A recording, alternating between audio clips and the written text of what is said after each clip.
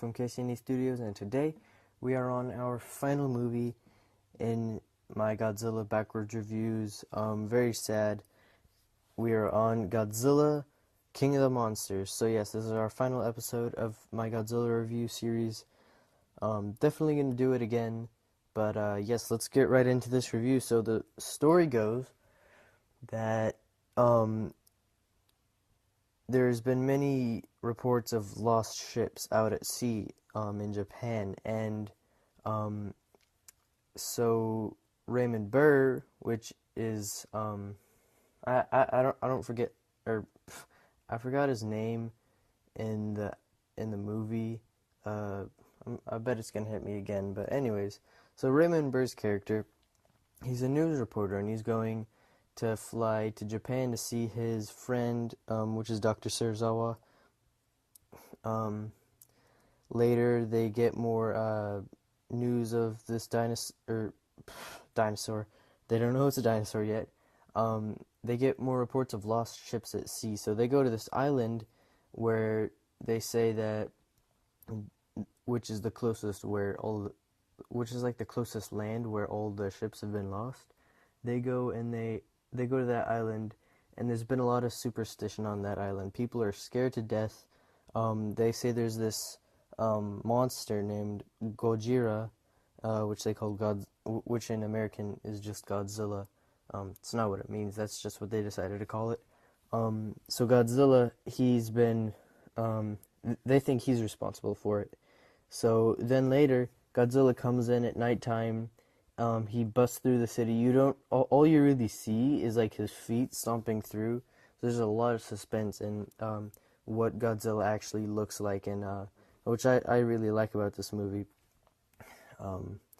So he goes and he stomps through the little village. Then morning comes, and they're like, "What the heck just happened?" So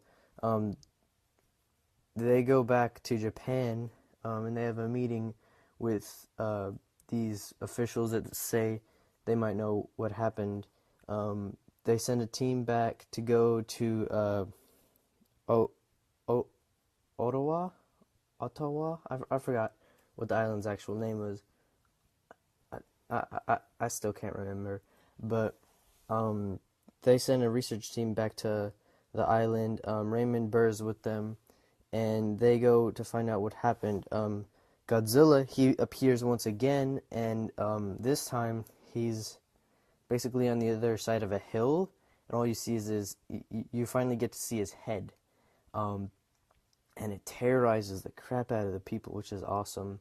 I really love how both terrifying and amazing they did with Godzilla in this movie.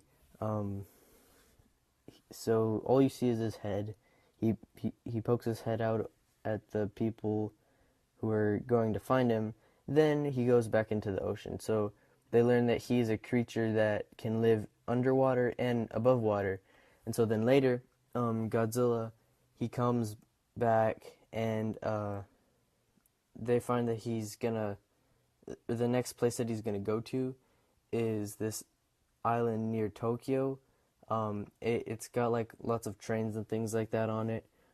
They set up this giant, or they didn't set it up, it was already there, but there were these, not telephone poles, but like electric power lines, I guess, that are above it, or that are along the shore of the island. Sorry, I'm not good at speaking today, am I?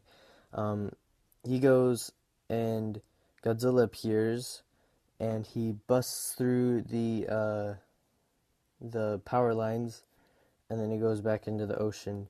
Then later, he finally gets to Tokyo. He wreaks havoc. There's this really, really emotional scene where he's about to destroy or walk over this little family who's there's a mother, and she has two kids, and she's hugging them, and she says, "It's okay, we'll be with your family, or we'll be with Dad soon," or something like that, which is really emotional, really sad. Which is how this movie feels overall. It's a really sad and terrifying movie, if you put it into perspective. So Godzilla, he wrecks through the city. Raymond Burr's in the city, and he's kind of talking about what's going on, because he's a news guy. But the building that he's in gets uh, destroyed by Godzilla. Then Godzilla leaves. These airplanes, they come and try to kill him before he goes underwater, but they weren't able to get him. So basically, the world is like, we have no way of stopping Godzilla. While Godzilla was in the city, I forgot to mention this, but they had some tanks and they tried to kill him that way. Before he was in Tokyo, they they shot some mortars at him and stuff like that, but it just didn't work. Um, so then Dr. Serizawa, earlier we found out that he made this weapon that can, if you put it underwater, it can destroy all life, and it's called Oxygen Destroyer. Um, and he showed it to his friend Emiko, and Emiko tells Raymond Burr and her slightly fiance thing. There's a lot of like romance problems with her, but so Raymond Burr, he's like, you gotta tell him to use this weapon on Godzilla, because if not, he could hit Osaka or Yokohama, or not, you know, he could strike anywhere else once again. So they finally, after a while, they get Dr. Serizawa. They convince him to use the weapon on him, because he doesn't want the oxygen destroyer to fall into the wrong hands. But I forgot his name. I had it earlier when I was watching it, because I just finished watching it. But I still can't remember. But anyways, so this guy, he was in there and he was talking with him, with Dr. Serizawa, and he said, you have your fear, which might become reality, and you have Godzilla, which is reality.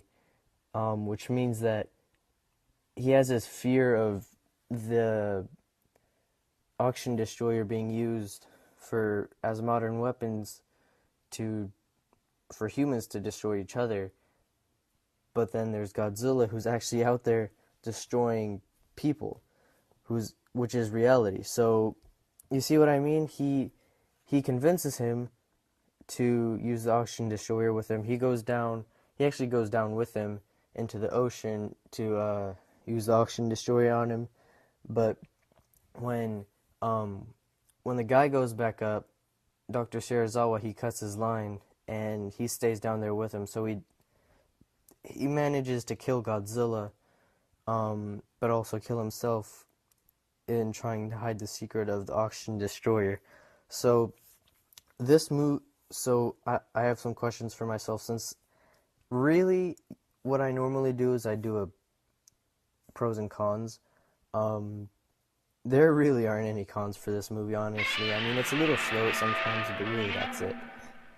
So, how I felt, that overall it's a really gloomy, dark, terrifying movie.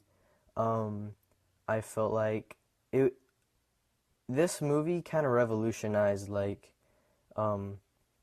sci-fi horror movies at the time, because at the time, horror movies, I mean, in the 50s, America was going at it with just a bunch of really cheesy, some of them cheesy, some of them not cheesy, but just a lot of like sci-fi movies that weren't made to be taken seriously. This movie is to be taken completely seriously. This made the whole world terrified of the use of nuclear weapons, which was like what it was about.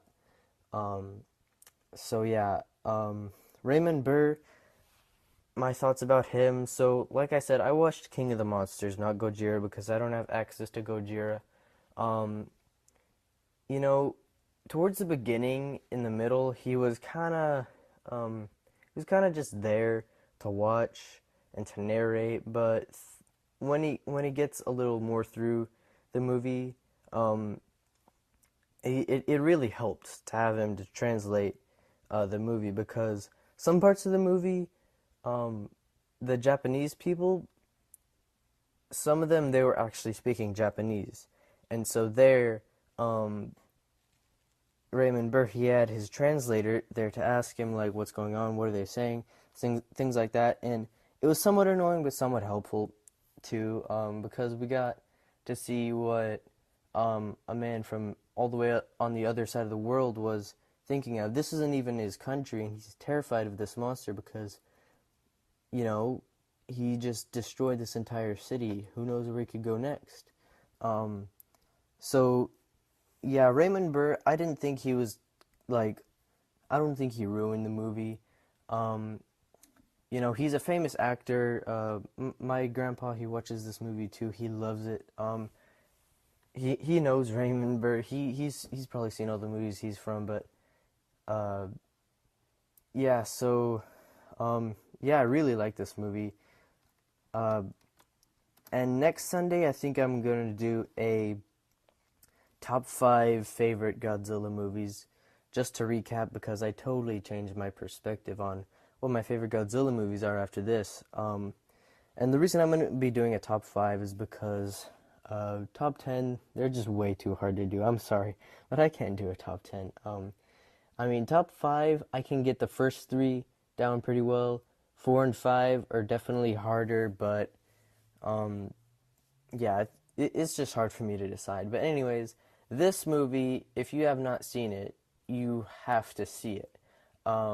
Definitely, especially if you want to be a Godzilla fan, you've got to see this movie. This is the one that started it all. It's a gloomy, dark, terrifying, and beautiful movie at the same time, which I think revolutionized sci-fi movies, and it started all the Godzilla movies and all that. So, I think the sad part about this is that a couple years later, they end up going really downhill with some of these movies. As you know, if you're a Godzilla fan, I think this is how Godzilla is supposed to be. This movie, 1984, they got him pretty well. Same with GMK, but that's about it. Even then, I'm sorry, I love 1984. It's my favorite Godzilla movie. But the one thing that movie didn't do, I would say, that this movie they should have included that was in this movie, was you see people dying, and 1984 didn't give you like the sense of people being terrified. I mean, there was a couple, but 1984 is still my favorite Godzilla movie. I mean, come on, it's awesome. I just love it. Godzilla himself is the thing that made it terrifying. But yeah, so 1954, King of the Monsters, that's when I watched. It was amazing. Definitely got to watch it if you haven't. And yeah, so next video is going to be my how I would do a Godzilla movie series. And yeah, this is the end of my Godzilla backwards review. So super salty, but we finally got it through and over with. Took like half a year. I mean, come on, this was crazy. Yeah, I'm not planning on doing another one anytime soon. So, but yeah, it was amazing, lots of fun, and please. So this is the question of the day. Leave a comment telling me what kaiju movie series you want me to do next, and I'll take a vote or something like that. So, yeah. So thank you guys so much for watching, and I will see you next time. Bye bye.